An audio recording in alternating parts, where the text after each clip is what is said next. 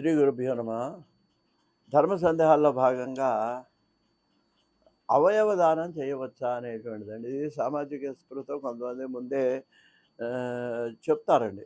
వాళ్ళ పిల్లలు వాళ్ళు చెప్పి ఏదో కళ్ళు ఉన్నాయి, మనం వెంటనే మనిషి పోగానే కనుక ఆ కళ్ళు దానం చేస్తారండి చక్కగా వాడు వచ్చేస్తాడు. మనం ఇంటిమేట్ చేయంగానే వాళ్ళు వస్తారు. ఆ 2 కళ్ళు మళ్ళీ కొంత ఆలస్యం అయితే పనికిరావండి అవయవాలు.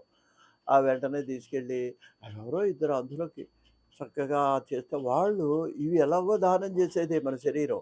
వాళ్ళకది ఉపయోగపడుతుంది అనేటువంటిది ఈ మనకు కొంతమంది చేస్తున్నారు. ఈ అవయవ దానాలవి చేస్తున్నప్పుడు మరి ఇది దోషమా అని అంటే సంప్రదాయంలో కొంతమంది అలా అలా చేస్తామండి. అది చేస్తే తప్పు కదా అంటారు. అదే కండనే కాదు, ఇంకా ఏవైనా సరే ఉపయోగించేవి. అలాగే ఒకసారి యాక్సిడెంట్‌లో ఎవరో పోతాడు. పోయినప్పుడు అతని శరీరంలో అనేక కిడ్నీలు గాని, హార్ట్ ఇవన్నీ కూడా కొంతవరకు పనిచేస్తూనే ఉంటాయిటండి అవి. వెంటనే గనక మనం ఆ యొక్క పిల్లలు వాళ్ళు మంచి ఉదారమైన బుద్ధితో ఉన్నట్లయితే వాటిని దానం కొంతమంది అసలు తమ యొక్క శరీరాన్ని ముందే రాస్తారు. నా శరీరాన్ని నేను పోంగానే హాస్పిటల్‌కి ఇచ్చేయమని రాసేవాళ్ళు ఉన్నారు ఆధునిక సమాజంలో.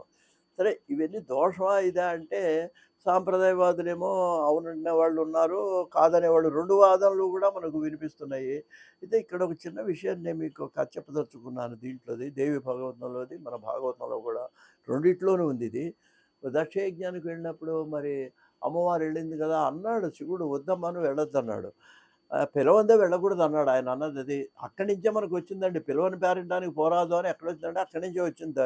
పరమేశ్వరుడు చెప్పాడు, నిన్ను మీ నాన్న పిలవలేదు నిన్ను నన్ను ఎందుకు నువ్వు వెడతావంటే, మా పుట్టింటి వాళ్ళు పిలిచేదేంటి? రేపు పిలవకపోతే నన్నేమన్నా అవమానం చేస్తారా అని వెళ్ళిపోయింది.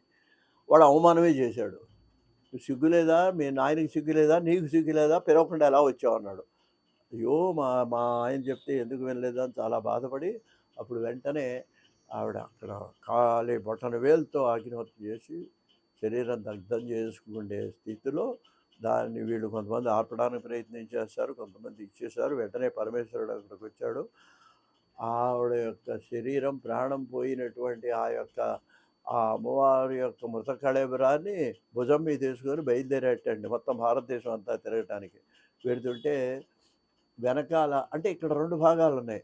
ఒక భాగంలో ఒక పురాణ ప్రకారం ఏమో ఆవిడ దగ్ధమైపోయిందని ఒకటి.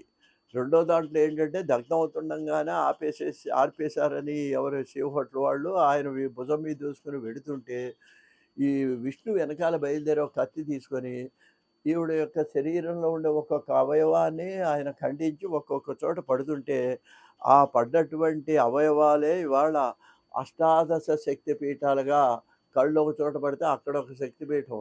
ఆ! హృదయం ఒక చోట పడితే అక్కడ ఒక శక్తి వీళ్ళ వివరాలన్నీ కూడా మనకి ఇప్పుడు అవన్నీ చెప్పే సమయం కాదనుకోండి ఇది. ఆ వివరాలన్నీ మనకు దేవి భాగవతంలో అక్కడ ఉన్నాయి. మొత్తం కొంతమంది 108 అంటారు, కొంతమంది 16 అంటారు.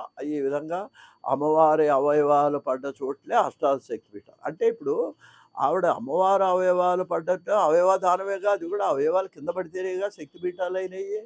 మరి అంటే ఈ రెండో పద్ధతి దానమైందని కాకుండా రెండో పద్ధతిలో, రెండో పురాణం ప్రకారం. మరి ఆవిడ యొక్క అవయవాలు ఆ విధంగా కింద పడి శక్తిపీఠాలుగా అయ్యే పరిస్థితి ఉన్నప్పుడు అవయవాల్ని దానం చేయడంలో దోషం కాదేమో! అది సమాజంలో మరొకరికి పనికొచ్చేటప్పుడు అది మంచి పనేనేమో అనేటువంటి అభిప్రాయం ఇవాళ ఆధునికుల్లో సంప్రదాయవాదుల్లో కూడా ఆధునిక భావాలు గలవాళ్ళు భావిస్తున్నారు కాబట్టి, నా అభిప్రాయం కూడా అవయవ దానము దోషము కాదు. అది మన శరీరం. మనం ఎలాగో ఆ శరీరం ప్రాణం పోయిందండి. పోయిన తర్వాత దాంట్లో ఏదన్నా ఒక భాగం ఎదుటివాడికి ఒక కన్ను అవ్వనివ్వండి, ఇంకోటి అవ్వనివ్వండి, ఎదుటివాడికి ఉపయోగపడుతుంది అనుకున్నప్పుడు దాన్ని మరి వాళ్ళకి ఇవ్వటం వలన వాళ్ళకి ఇంకోళ్ళకి దృష్టి ప్రసాదించిన వాళ్ళం అవుతాం కాబట్టి, అది దోషం కాదేమోనని నా అభిప్రాయంగా మనవి చేస్తూ స్వస్తి.